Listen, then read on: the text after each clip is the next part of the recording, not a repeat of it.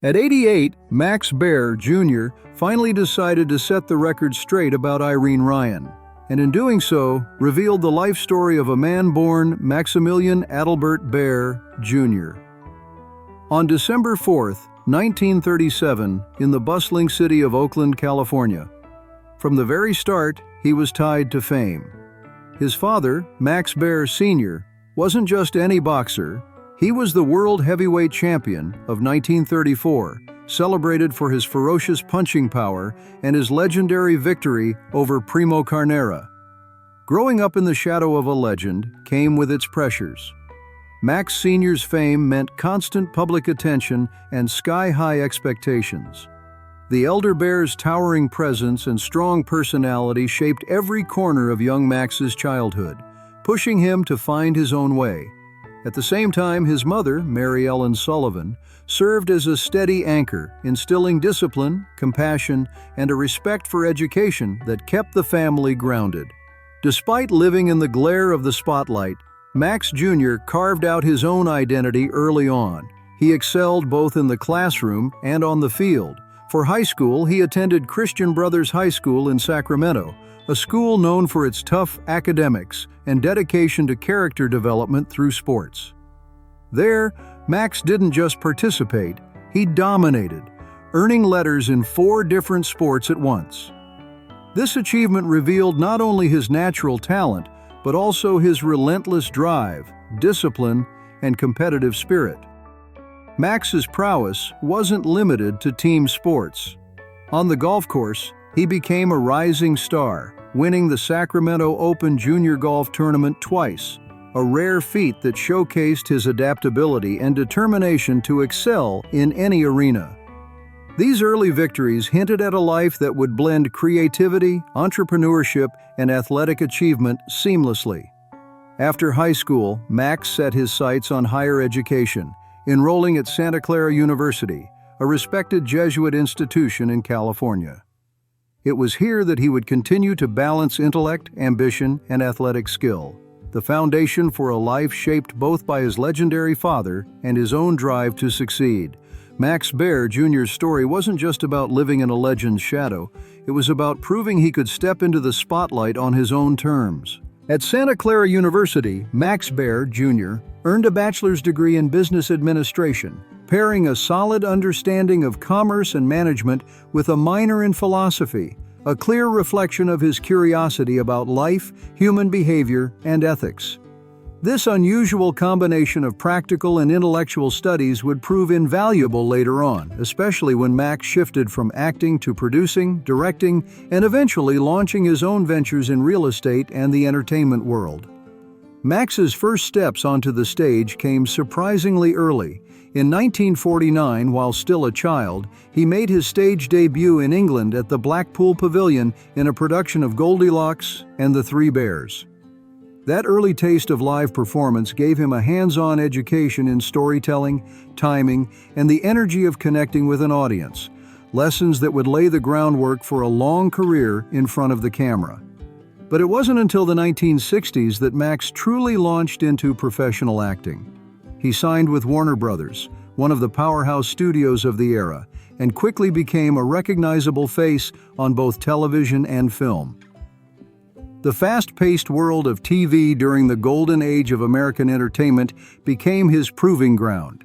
He appeared in a string of popular shows almost back-to-back, including Maverick, 1960, Surfside 6, 1960 to 1961, Cheyenne, 1960 to 1961, Hawaiian Eye, 1960 to 1961, 77 Sunset Strip, 1960 to 1961, Bronco, 1960 to 1961, Sugarfoot, 1961, Follow the Sun, 1961 to 1962, and It's a Man's World, 1962. Each role sharpened his skills, teaching him how to adapt to different characters, handle the pressures of tight shooting schedules, and thrive under the demands of a booming television industry. This period wasn't just about exposure. It was where Max Baer Jr. began to understand the mechanics of storytelling and production from the ground up. building a foundation that would allow him to expand into producing, directing, and the entrepreneurial pursuits that define the next stage of his life. Despite a strong start in television, Max Baer Jr.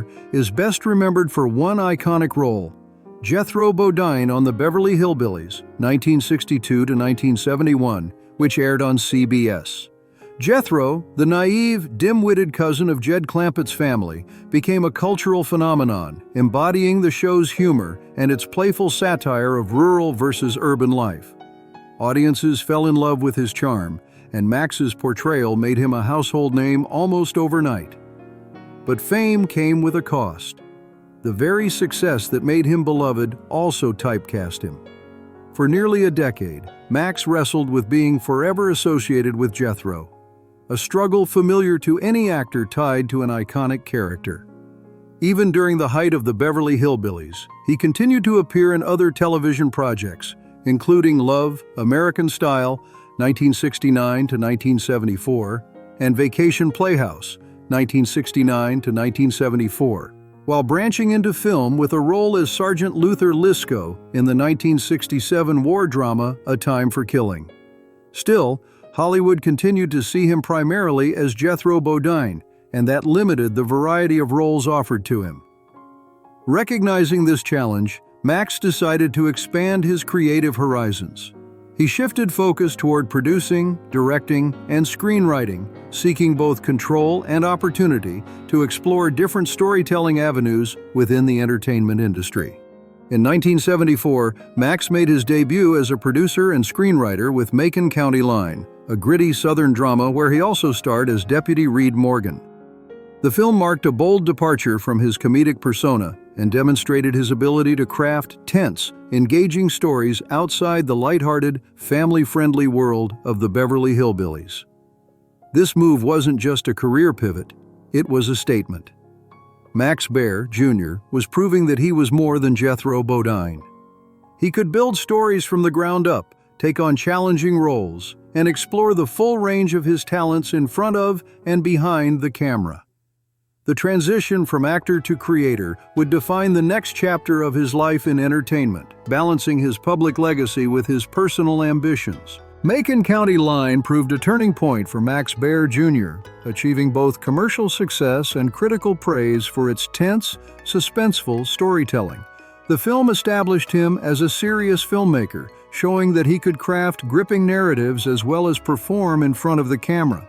Riding that momentum, the following year in 1975, Max produced, wrote, and directed The Wild McCullochs, taking on the role of Culver Robinson in a family drama that highlighted his versatility and growing skill as both actor and director. He didn't stop there.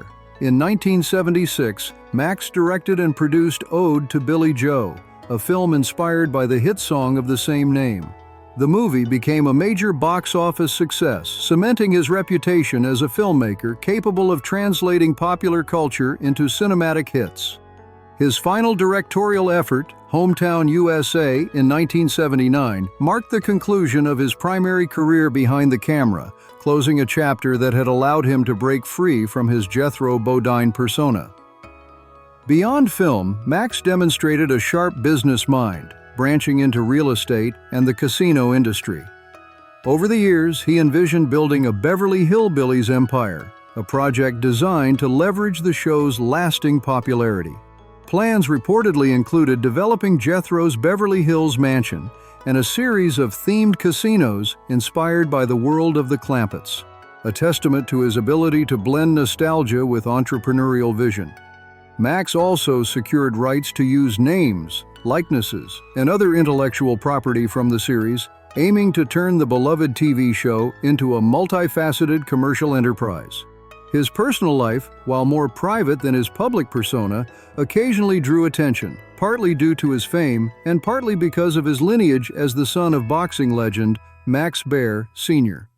Despite keeping much of his life out of the spotlight, some key relationships have entered public record, offering glimpses of the man beyond Hollywood. In 1966, at the height of his fame from the Beverly Hillbillies, Max married Joanne Kathleen Hill, a period when his portrayal of Jethro Bodine had already made him a household name across America.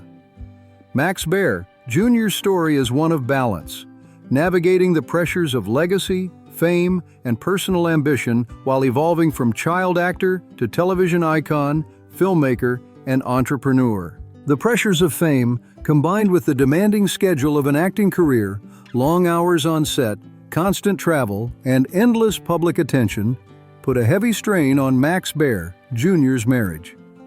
Like many couples navigating life in the spotlight, Max and Joanne Kathleen Hill faced challenges that ultimately proved too difficult to overcome. After 5 years, their marriage ended in divorce in 1971. The separation marked a major turning point in Max's personal life, coinciding with a period in which he was working to redefine himself professionally. Having been so closely identified with Jethro Bodine, the divorce came at a time when he was seeking roles and opportunities that would allow him to be seen beyond the iconic character.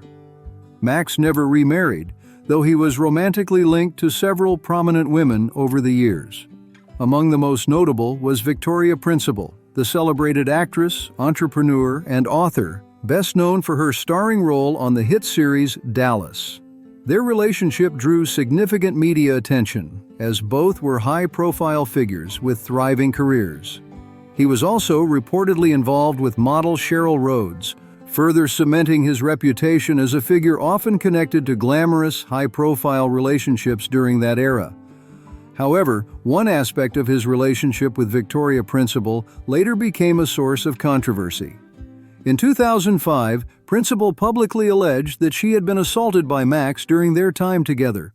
The claim reignited public interest in Baer decades after his television fame, sparking media discussion about their past relationship.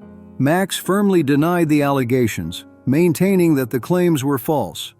No criminal charges were filed, and he consistently rejected any suggestion that he had engaged in abusive behavior. This episode highlighted the complexities of personal relationships lived partially in the public eye. Memories and interpretations of events can differ sharply between people, and public scrutiny can amplify disputes. For Max Baer Jr., the controversy stood in stark contrast to the cheerful, comedic persona he had cultivated on screen, showing that life behind the camera could be as complicated and sometimes darker than the characters he portrayed.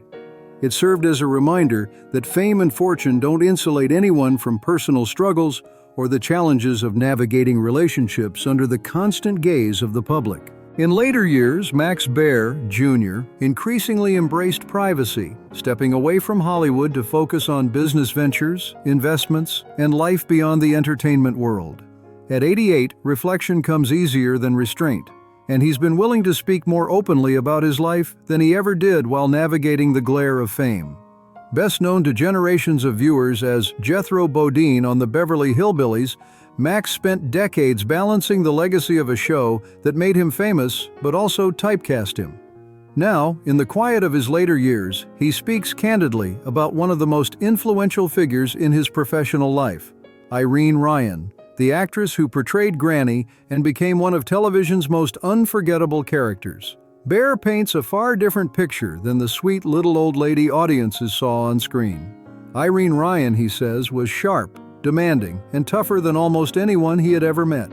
Max remembers stepping onto the set as a young, inexperienced actor, unsure of himself in a room full of seasoned performers.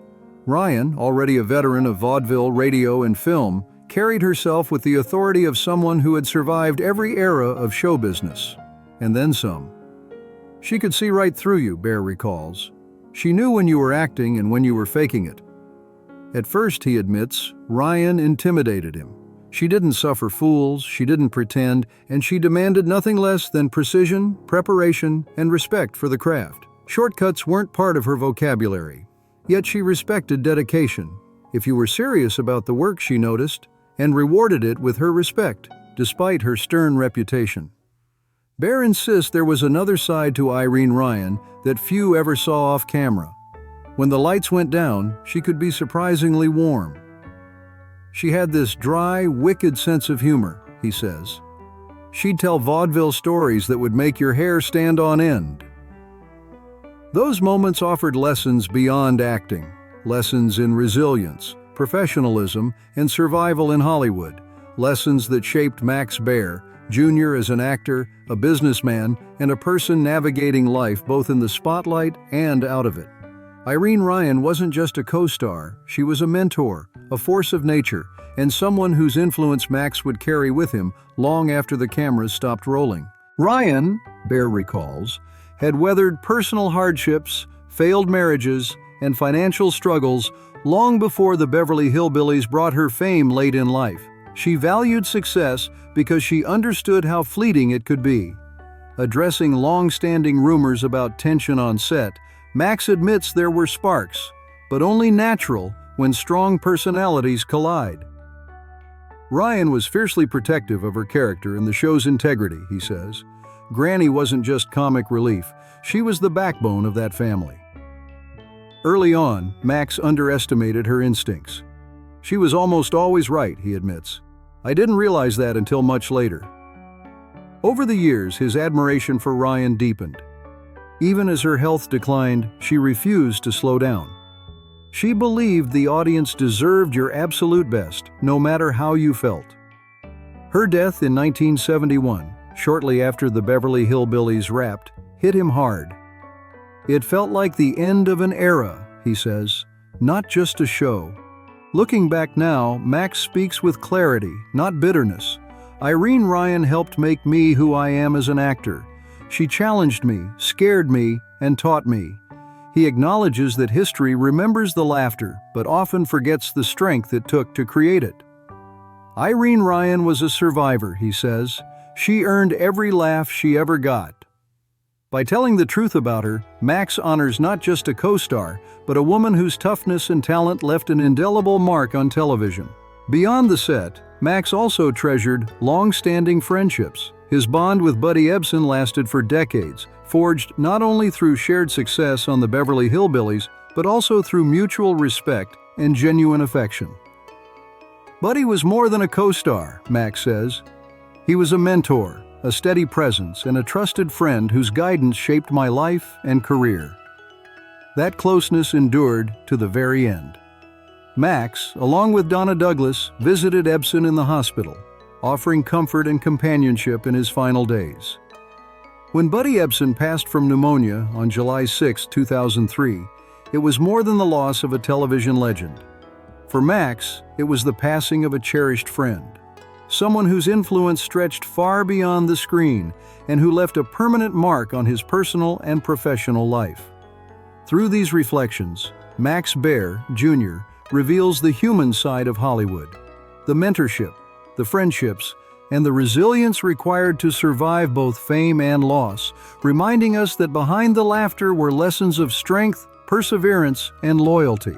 The passage of time added an even deeper layer of poignancy to Max Baer Jr.'s memories with the death of Donna Douglas in 2015. Another cherished chapter of television history quietly closed, and with her passing, Max became the last surviving regular cast member of the Beverly Hillbillies. It was a distinction both honorable and bittersweet. He was now the sole living link to the original ensemble that had captured the hearts of millions. In this role, Max came to embody a living bridge to a bygone era of television, a time defined by warmth, simplicity, and characters who became ingrained in American culture. Standing as the final witness to the friendships, laughter, and countless shared experiences that had brought families together across living rooms nationwide, he carried the memories with a mix of pride and melancholy. Through it all, he has dedicated himself to preserving the legacy of the show and its cast, ensuring that the laughter, charm, and enduring cultural impact of the Beverly Hillbillies continue to resonate with generations to come.